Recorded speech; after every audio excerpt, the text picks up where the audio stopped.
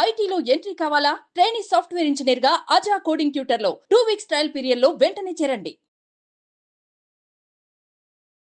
Sir నిన్న జరిగినటువంటి press meet కనుక మనం చూస్తానే ఏసీపీ విష్ణుమూర్తి చాలామంది అంటే ఆయన మాట్లాడినటువంటి మాటలు ఏవైతే ఉన్నాయో పదజాలం ఏదైతే ఉందో షాకింగ్కి గురయ్యారు. ఏంటి ఒక డిపార్ట్మెంట్లో ఉండేటువంటి ఒక పర్సన్ ఇలా కూడా మాట్లాడతారా అంటే ఇప్పటి వరకు అటువంటి కల్చర్లో ఉండేటువంటి విధానాన్ని కూడా మనం చూడలేదు. నిన్న సిపి గారే ఒక మాట మాట్లాడటం జరిగింది. అంటే నేషనల్ మీడియా అమ్ముడిపోయింది అంటే దానికి సారీ కూడా చెప్పడం జరిగింది.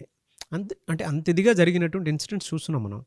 బట్ ఈయన మాట్లాడినటువంటి పదజాలం కానివ్వండి, లేదంటే భాషా విధానం కానివ్వండి, చూస్తే ఈయన ఎవరు, ఏంటి, ఎక్కడి నుంచి వచ్చారు, సడన్గా మీడియాలో మాట్లాడే రైట్స్ ఏ విధంగా ఉంటాయి అనేటువంటి దాని మీద రకరకాల స్పెక్యులేషన్స్, క్వశ్చన్ మార్క్స్ ఉన్నాయి. స్టోరీ ఏంటి సార్ అసలు, ఎవరు ఏసీపీ విష్ణుమూర్తి? ముందుగా హైదరాబాద్ ఉన్న 1,40,00,000 మంది ప్రజానికానికి లా అండ్ ఆర్డర్ దృష్ట్యా ఏదైతే పోలీస్ యంత్రాంగం పనిచేస్తున్నారో వాళ్ళు అద్భుతంగా పనిచేస్తున్నారు, అందులో నో డౌట్ ఎట్ ఆల్. వాళ్ళు రాత్రి పగలు విధులు నిర్వహిస్తేనే ఇంత హ్యాపీగా ఇక్కడ మనం కూర్చొని మాట్లాడుకుంటున్నాం.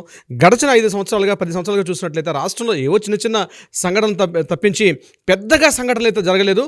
ముఖ్యంగా లా అండ్ ఆర్డర్లో పోలీస్ యంత్రాంగాన్ని మాత్రం డెఫినెట్గా మనం అభినందించాల్సిందే, అది నో డౌట్ ఎట్ ఆల్. దాన్ని పక్కన పెడితే ఇక నిన్న జరిగిన సంఘటన విషయానికి వస్తే అల్లు అర్జున్ గారు మాట్లాడినటువంటి ఏదైతే మాట్లాడారో దానికి సంబంధించిన కౌంటర్ పాయింట్గా, అంటే అల్లు అర్జున్ గారు ప్రెస్ మీట్ ఏదైతే పెట్టారో దానికి కౌంటర్ పాయింట్గా పోలీస్ డిపార్ట్మెంట్ వాళ్ళు కొన్ని సాక్ష్యాధారాలతో వాళ్ళు కూడా ప్రజల ముందుకు వచ్చి ప్రెస్ మీట్ పెట్టడం కూడా జరిగింది. ఇందులో పోలీస్ డిపార్ట్మెంట్ 2 రకాల ప్రెస్ మీట్లు జరిగాయి. ఒకటి సివి ఆనంద్ గారు పెట్టిన ప్రెస్ మీట్ ఒకటి. ఇది కాకుండా ఎవరైతే ఎస్హెచ్ఓ ఉన్నారో, చిక్కడపల్లి ఎస్హెచ్ఓ గారు ఉన్నారో, వీళ్ళందరూ కలిసి ఏసీపీలందరూ కలిసి పోలీస్ యూనిఫామ్లో వాళ్ళందరూ కూడా ఒక ప్రెస్ మీట్ పెట్టి మేము పలానా రకాలుగా వెళ్ళడం జరిగింది, మాకు దొరికిన సీసీ ఫుటేజ్ ఉన్నాయని చెప్పి వాళ్ళు కొన్ని సాక్ష్యాధారాలు చూపించడం కూడా జరిగింది. ఈ రెండూ కాకుండా మూడొక వ్యక్తి, అంటే ఏసీపీ ఇప్పుడు మీరు చెప్పిన విష్ణుమూర్తి గారు అన్న వ్యక్తి డిపార్ట్మెంట్ నుంచి అన్న వ్యక్తిగా మాట్లాడుతూ ప్రెస్ క్లబ్లో కూర్చొని ఆయన ఒక మాట్లాడడం జరిగింది.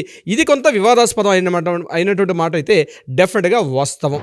ఎవరు ఏసీబీ విష్ణుమూర్తి గారు అని పూర్తిగా సెర్చ్ చేయగలిగితే రీసెంట్గా సెంట్రల్ జోన్ డీసీపీ అయినటువంటి ఆకాంక్ష యాదవ్ గారు డీజీపీ గారు లెటర్ కూడా రాయడం జరిగింది అన్నట్టుగా మనకు తెలిసింది. ముఖ్యంగా ఏసీబీ ఎవరైతే విష్ణుమూర్తి గారు ఉన్నారో రీసెంట్గా ఆయన సస్పెండ్ అయ్యారు. మన గడిచిన లాస్ట్ 2 months బ్యాక్ అక్టోబర్లో ఆయన సస్పెండ్ అయ్యారని చెప్తూ ఆయన ఒక లేఖ రాసినట్టుగా కూడా మనకి మీడియాలో కొన్ని విడుదలయ్యాయి. దాని మీద పూర్వపరాలు కూడా మనం పరిశీలించాల్సిన అవసరం అయితే ఉంది. సో ఆ దొరికిన ఆధారాలు బట్టి మనం చెప్తాం విష్ణుమూర్తి గారు ప్రెజెంట్ అయితే సస్పెండ్లో ఉన్నటువంటి ఒక ఏసీపీ హోదాలో ఇలా మాట్లాడడం జరిగింది అని చెప్పడం అయితే జరిగింది. ఇక ఆయన మాట్లాడినటువంటి ప్రెస్ మీట్లో ఏదైతే మాట్లాడారో మొత్తం 4 పార్ట్స్గా డివిజన్ చేసి మాట్లాడాల్సిన విషయం అయితే ఉంది. ముఖ్యంగా నాగరాజు గారు అందులో 4 పాయింట్స్ అంటే, ఒకటి ఆయన మాట్లాడింది పోలీసుల యొక్క విధి విధానాలు, విధులు, మేము ఎంత జాగ్రత్తగా పోలీసులు మేము రక్షిస్తున్నాం, రాష్ట్ర ప్రజల్లో రాష్ట్ర ప్రజానీకానికి శాంతి భద్రతలు రీత్యా మేము ఎంతవరకు మేము ప్రొటెక్షన్ చేస్తున్నాం అన్న చెప్పడం జరిగింది. రెండవ పాయింట్ ఏదైతే ఉందో అది ప్రధానంగా ఆంధ్ర తెలంగాణ ఉద్యమం మీరు ఇక్కడ వాళ్ళు కాదు అన్నట్టుగా ఆ ధోరణి స్పృశిస్తున్నట్టుగా మాట్లాడింది ఒక రెండో పాయింట్. మూడవది ప్రధానంగా ఎటువంటి సినిమాలు తీయాలి, ఈ సినిమాలు తీస్తే మంచిది అని చెప్తూ సూచిస్తూ మాట్లాడడం జరిగింది. ఇక last and final 4th point ఏదైతే ఉందో అది వార్నింగ్ ఇవ్వడం మాట్లాడిన మాటలు. సో ఈ 4 పాయింట్స్ని మనం టచ్ చేస్తూ మాట్లాడదాం నాగరాజు గారు.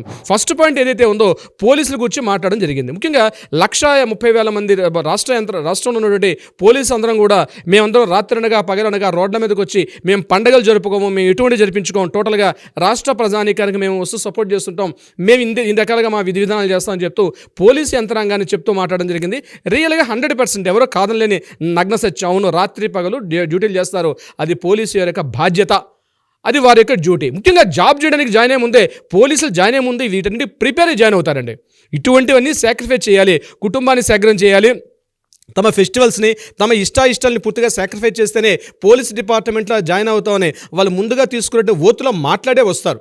డెఫినెట్గా వాళ్ళని అప్రిషియేట్ చేయాలి, అంతేగాని హాల్ ఆఫ్ సడన్గా వాళ్ళ నుంచి తీసుకోవడం అయితే జరగదు. సో పోలీస్ డిపార్ట్మెంట్ వాళ్ళు ఏదైతే చేస్తున్నారో వాళ్ళని ఎక్కడ మనం నో అని చెప్పేది లేదు, డెఫినెట్గా వాళ్ళు అయితే సర్వీస్ చేస్తున్నారు. It's number 1 point. దాని గురించి మళ్ళీ ప్రెస్ మీట్లో చెప్పాల్సిన అవసరం లేదు. నెంబర్ 2, ఆంధ్ర తెలంగాణ ఆ విభజన ఇప్పటికీ కూడా బహుశా 2014లోనే తెలంగాణ ఉద్యమం రీత్యా ప్రత్యేక తెలంగాణ రాష్ట్రం ఏర్పడేది. ఇది అందరికీ తెలిసిన విషయమే. ఆల్రెడీ ఒక 5 years 10 years ఒక గవర్నమెంట్ అయిపోయింది, 3rd term గవర్నమెంట్ స్టార్ట్ అవుతున్నాయి. ఇప్పటికీ కూడా ఆ సంకుచిత భావాలు తెలంగాణ వ్యక్తుల్లో ఉండడం మాత్రం తప్పు. మనందరం కూడా కలిసి ఉంటున్నాం, తెలుగు వాళ్ళం ఒక జాతిగా ఉన్నాం. ఇక్కడ ఈ యొక్క భేదభావం ఎప్పుడో పోయింది. తెలంగాణ ఉద్యమంలో మేము చూస్తున్నటువంటి 20 సంవత్సరాల్లో కూడా అనేక రకాల డిఫరెన్స్ అయినప్పుడు కూడా 2014లో వచ్చింది, 2024 10 years అయింది. ఈ 10 సంవత్సరాల పాటు ప్రజలందరం కూడా అక్కడ ఆంధ్ర వాళ్ళ తెలంగాణ వాళ్ళ లేకుండా అందరూ సోదర భావంతో కలిసిమెలిసి ఉన్నారు. కానీ ఆయన ఒక మాట మాట్లాడడం జరిగింది, ఈ జూబ్లీస్ ఉన్నటువంటి ఏవైతే ఈ ల్యాండ్స్ అన్ని ఉన్నాయో కూడా మీరు లీజ్లో ఉన్నారు, బిడ్డ జాగ్రత్త గుర్తుపెట్టుకో, ఏదో ఒక టైంలో మళ్ళీ మీరు లీజ్ అయిపోతాం, మళ్ళీ మీకు రోడ్డు రావాల్సి వస్తుందని చెప్తూ ఇదో వార్న్ చేస్తున్నట్టుగా మాట్లాడడం విష్ణుమూర్తి గారు. ఇది ఇప్పటికైనా అటువంటి భేషజాలం, అటువంటి భావజాలం ఉన్న వాళ్ళు డెఫినెట్గా తప్పించుకోవడం మంచిది. అటువంటి భావజాలాలు ఇప్పటికీ కూడా ప్రజల్లో ఆ యొక్క పద్ధతి మంచి సరైన పద్ధతి కాదు. ముఖ్యంగా ఒక అధికార స్థాయి హోదాలో ఉండి ఒక శాంతి భద్రతల పరిరక్షణగా ఉన్నటువంటి ఒక వ్యక్తి మాట్లాడడం మాత్రం డెఫినెట్గా ఖండిస్తున్నాం. అది మా ఎంటైర్ ఒక సామాన్య ప్రజానికి అయినప్పుడు కావచ్చు, అడ్వకేట్స్ కావచ్చు, ఎవరు కూడా దీన్ని హర్షించరు ఆయన మాట్లాడే విధానం ఏదైతే ఉందో. ఇక థర్డ్ పాయింట్లోకి వచ్చినట్లయితే సినిమాలు ఏ సినిమాలు తీయాలి, ముఖ్యంగా ఆయన తీసినట్టు పుష్ప సినిమా 1 చూసినట్టున్నారు. అందులో పోలీసు ఉన్నటువంటి ఒక వ్యక్తిని, అంటే నటించిన వ్యక్తిని, ముఖ్యంగా ఆ పాత్రని కాస్త కించపరచు మాట్లాడని చెప్పి ఎటువంటి సినిమాలు తీయడానికి మీరెవరు సార్? ప్రజలు ఇష్టం లేక ప్రజలు రిటర్న్ చేస్తారు ప్రజలు. అది ఒక వ్యాపారం, నిజంగా ఫక్త్ వ్యాపారం. నచ్చితే సినిమా చూస్తారు, నచ్చకపోతే సినిమా చూడడం మానేస్తారు. అది వ్యాపారం. ఈ సినిమాలు తీయాలని చెప్పి మనం ఏం ఉత్తర కొరియాలో లేవు సార్, మనం కింగ్ గవర్నమెంట్లో లేమని ఇక్కడ ఎవరు స్వేచ్ఛా స్వాతంత్రాలు ఇక్కడ ఏ సినిమాని తీసుకుంటారు. దానికంటూ సెన్సార్ బోర్డు ఉంది. సెన్సార్ బోర్డు సర్టిఫికేట్తో వచ్చిన సినిమాలు అవన్నీ కూడా. సెన్సార్ బోర్డు సర్టిఫికేట్ వచ్చిన సినిమాలు డెఫినెట్గా సెన్సార్ గవర్నమెంట్ ఇచ్చింది, సర్టిఫికేట్ ఇస్తే వచ్చినటువంటి సినిమాలు అవి. సో సెన్సార్ గవర్నమెంట్ కూడా ఆయన సెన్సార్ ఉందో లేదో తెలియదు అని చెప్తే ఆయన మాట్లాడడం ఒక స్టేట్మెంట్ కూడా తప్పు. మీరు కూడా ఒక గవర్నమెంట్, ఒక ప్రభుత్వ ఉద్యోగి, ఒక ప్రభుత్వ సేవకుడు, మీరు కూడా ఉండి మీ పక్క డిపార్ట్మెంట్ సెన్సార్ డిపార్ట్మెంట్ కూడా మీరు సూచించడం తప్పు. ఎందుకంటే సినిమాలు రిలీజ్ అయినాయి, ఆ సినిమా కరెక్టా రాంగా రైట్ అని ప్రజలు నిర్ణయిస్తారు. ఇట్స్ వ్యాపారం. నచ్చలేదు అనుకోండి ప్రజలు రిజెక్ట్ చేస్తారు, నచ్చింది అనుకోండి సినిమాలు వస్తుంటాయి. ఇది దేశవ్యాప్తంగా ఉన్నటువంటి మనకంటూ ఒక సిస్టము, ఒక జ్యుడిషియల్ సిస్టమ్లు ఇవన్నీ కూడా పనిచేస్తుంటాయి. సెన్సార్ బోర్డ్ అయినా, పోలీస్ డిపార్ట్మెంట్ అయినా, లా అండ్ ఆర్డర్ అయినా, ఇంకొకటైనా అందరూ కూడా పనిచేయాల్సిందే. మీరు ఇటువంటి సినిమాలు తీయాలి, ఇటువంటి సినిమాలు చేయాలని చెప్పి మీరు ఎవరండి అసలు? Your also common man.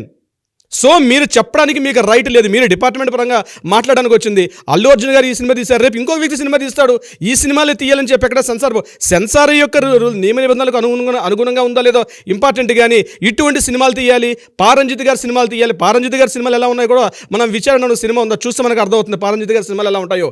మీరు జై భీమ్ లాంటి సినిమాలు తీయాలి, జై భీమ్ లాంటి సినిమాలు తీసి అవి కూడా వస్తాయి, ఇవి కూడా వస్తాయి. ప్రజలు వీటిని ఆదరిస్తారు, వాటిని ఆదరిస్తారు. అంతేగాని ఇటువంటి సినిమాలే తీయాలి, ఈ రకంగా ఉండాలని చెప్పడానికి మీరు ఎవరు సార్? మీరు అసలు మీకు ఏ సంబంధం? మీరు డిపార్ట్మెంట్ పరంగా ఈ సంఘటన జరిగింది, దీనికి సంబంధించి మీరు మాట్లాడాలి. ఇక last and final fourth point, warn చేయడం ఇస్ వెరీ వెరీ ఇంపార్టెంట్. మీరేమి మావోయిస్టులు కాదు, మీరు నక్సలైట్స్ కాదు. మీ రీల్స్ కట్ చేస్తాం బిడ్డ, ఏంటండి ఆ వర్డ్? మీరు డిపార్ట్మెంట్లో ఉన్నారా? మీరు ఏమన్నా నక్సలైట్గా, మీరు మావోయిస్టు ముసుగేసుకున్న వ్యక్తులు మీరు ఏం మాట్లాడుతున్నారు? ప్రెస్ క్లబ్లో ఉన్నటువంటి వెనక బ్యానర్ పెట్టుకుని మీరు మాట్లాడేది మీరు వార్న్ చేస్తారా? మీరు రాజకీయ నాయకుడా లేకపోతే మీరు పోలీస్ ఆఫీసరా? మీరు ఏం మాట్లాడుతున్నారు? మీరు మాట్లాడే విధానం ఏంటి సార్? అసలు ఆయన మాట్లాడే విధానం, బిడ్డ రీల్స్ కట్ చేస్తాం, ఎవడెట్ తీసుకోవాలని అందరు రీల్స్ కట్ చేస్తాం. ఏం కట్ చేస్తారు మీరు? ఏం రీల్స్ కట్ చేస్తారు? 130,000 మంది పోలీస్ డిపార్ట్మెంట్. అవునండి, రాష్ట్రంలో కొన్ని అత్యవసర సేవలు ఉంటాయి. పోలీస్ డిపార్ట్మెంట్, హెల్త్ డిపార్ట్మెంట్, జర్నలిస్టులు, మీలాంటి జర్నలిస్టులు, అదేవిధంగా డాక్టర్స్, వీళ్ళందరూ కూడా అత్యవసర సేవలు. వీళ్ళు ఎప్పుడు కూడా ఏం చేయరు, వీళ్ళని చూసుకుంటుంది ప్రభుత్వం. మీరు దాన్ని ఫిక్స్ అయ్యే డిపార్ట్మెంట్కి వచ్చారు. మీరు ఆ డిపార్ట్మెంట్కి వచ్చిన తర్వాత మేము 130,000 మంది వచ్చి మేము వార్న్ చేస్తాం అంటే మీరు యంత్రాంగం మీ చేతిలో తీసుకుంటారా? మీకు అధికారం లేదు. మీరు పోలీస్ డిపార్ట్మెంట్లో పనిచేసినా మీరు సరైన విధంగా లేకపోతే సస్పెండ్ చేస్తారు. మీరు ఇవ్వాల్సిన కూడా గవర్నమెంట్ హ్యాండ్ ఓవర్ చేసుకుంటుంది. మొన్న ఎవరో ఒక సినీ నటుడు మోహన్ బాబు వచ్చి మాట్లాడడం జరిగింది. అవును, ఎగ్జాక్ట్లీ మీరు చేసిన ఆ పని గవర్నమెంట్ తీసుకుంటుంది. మీ పైన అధికారులు కూడా మీరు సమాధానం చెప్పుకోవాలి. ఇప్పటికైనా మీకున్నటువంటి ఆ భేషజాలను తగ్గించుకోకపోతే మీరు మీ వృత్తికి కూడా కలంకం తీసుకొస్తున్నారు. ఇట్లాంటి సస్పెండ్ చాలా జరిగే అవకాశం ఉంటుంది. విష్ణుమూర్తి గారు, నేను ఒక న్యాయవాదిగా చెప్తున్నాను, మీ హద్దుల్లో మీరు మాట్లాడండి. మీరు ప్రభుత్వానికి ఒక లిమిటేషన్స్లో మీరు పనిచేయాలి. మీరేమి ఫ్రీడమ్గా మాట్లాడే ఒక పొలిటీషియన్ కాదు. ఒకవేళ పొలిటీషియన్ అనుకోండి, మీ జాబ్ జాయిన్ అవ్వండి పొలిటీషియన్గా. అప్పుడు మీరు ఉద్యమాలు చేస్తారో ఏం చేస్తారో మీరు చేసుకోండి. అంతేగాని ఒక డిపార్ట్మెంట్లో ఉంటూ మీరు మాట్లాడే మాటలు ఏవైతే ఉన్నాయో డెఫినెట్గా అందరూ కూడా ఖండించాల్సిందే. ఎప్పుడైతే నిన్న విష్ణుమూర్తి గారు నిన్న మీటింగ్ ప్రెస్ మీట్ పెట్టడం జరిగిందో ఇమ్మీడియట్గా రేవంత్ రెడ్డి గారు కూడా ఒక ట్వీట్ చేయడం జరిగింది. ఎవరైతే అఫీషియల్గా ఉన్నటువంటి పోలీస్ డిపార్ట్మెంట్ వాళ్ళు వితౌట్ మై ఇన్ఫర్మేషన్ లేకుండా, నాతో మాట్లాడకుండా, పైన ఉన్నటువంటి ఆఫీసర్స్కి అనుమతి లేకుండా ప్రెస్ మీట్స్ పెట్టకూడదని చెప్పి నిన్న రేవంత్ రెడ్డి గారు కూడా అఫీషియల్గా ఒక ట్వీట్ చేయడం కూడా జరిగిందని కూడా తెలిసింది. నాగరాజ్ గారు.